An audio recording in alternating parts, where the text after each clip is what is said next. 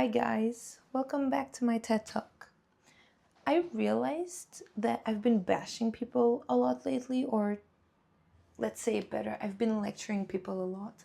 So I thought to ease up a little bit the vibe and do a story time this time. Hopefully this will not feel like a lecture, because if it does, it will make me very sad. But yeah, it will normally just be a story time where, of course, I'll study whatever the meaning of people's behavior is. So, for those who don't know, I'm a vegetarian and I've been vegetarian for 5 years, and I'm very happy with my lifestyle. I like how it makes me feel in my body, and I actually like the replacements way more than the actual meat.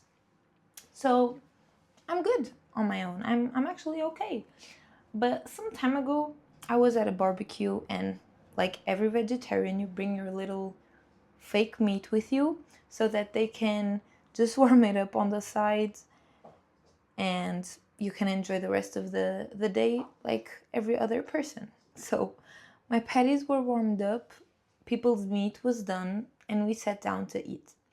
I even gave myself that little luxury that time to buy my favorite brand, which is more expensive than the other ones. So you can imagine how excited I was to eat my meat replacement, right?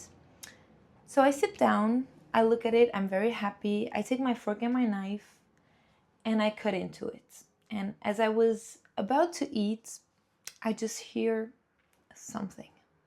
I just heard someone talk. They tell me, "Oh, that's not real meat. How long have you been a vegetarian for?" This is not the first time I've seen this person, and this is not the first time I've eaten vegetarian replacements by their side.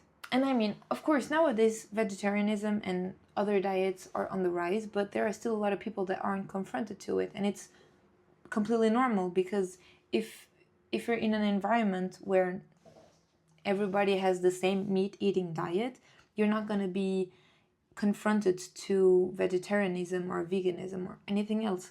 So I'm kind of tolerant with people that I know aren't very in contact with it. So I don't mind answering the three basics. For how long have you been a vegetarian? Why did you decide to become a vegetarian? And don't you miss the flavor of meat? Also, the haven't you cheated? Haven't you already eaten meat and nobody knows about it? And also a favorite of mine that completely disgusts me, because why would you comment on that? It's a sexual comment, and of course, you don't eat meat. Oh, yes, you do. You don't drink milk? I'm so sorry for your boyfriend. Thank you for caring for my relationship. We are fine, thank you. Anyways, as I stopped my sacral moment of eating my favorite brand of replacement, just to please that curious cat, I noticed that they were becoming more personal, and I was feeling a little attacked, to be honest. The fact of me being a vegetarian just triggered them so much that they had to put me down and justify their meat eating diet. And I'm gonna be honest, of course, me being a vegetarian is because I have a lot of values behind it, a lot of reasons, but it doesn't mean that I'm gonna lecture you for it. First of all, because I feel like lecturing people on their own decisions and trying to change their minds is something kind of disrespectful, because we should all respect each other's decisions, even if we wouldn't agree or we wouldn't do them.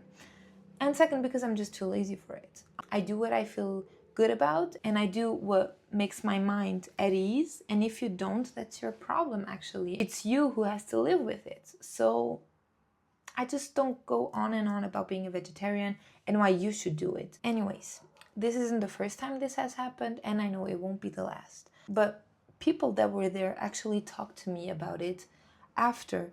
And all of this just made me realize that every time, or at least 70% of the time, that people ask me if I'm a vegetarian, I confirm it, they just start defending their lifestyle as if I questioned it in the first place, just by the fact that I confirmed that I'm different, that my lifestyle is different. And it was actually bothering me, because I changed my lifestyle so that I could feel comfortable and at ease with my own decisions and actions, and other people that have nothing to do with it make me feel as if I'm the problem. So I just Googled it. I googled why people start defending themselves and start becoming, in my opinion, more attacking every time that someone's decisions don't match with your own.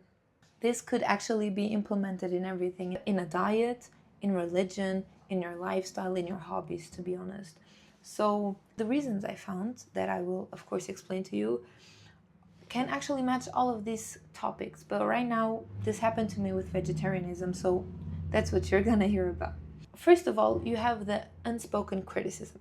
Here, when someone tells you that they don't eat meat, you automatically and unconsciously hear, I don't eat meat, you do, you're a bad person. Even though that was never said, your choice can feel like a judgment of theirs.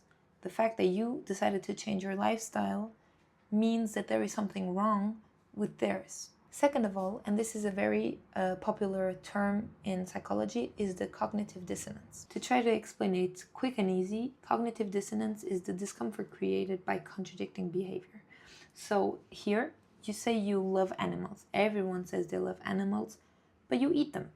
So it's kind of contradicting. Why would you love a cow and eat it? And there's also then the argument that vegetarians use. You don't love animals, you love pets, because animals, you eat them.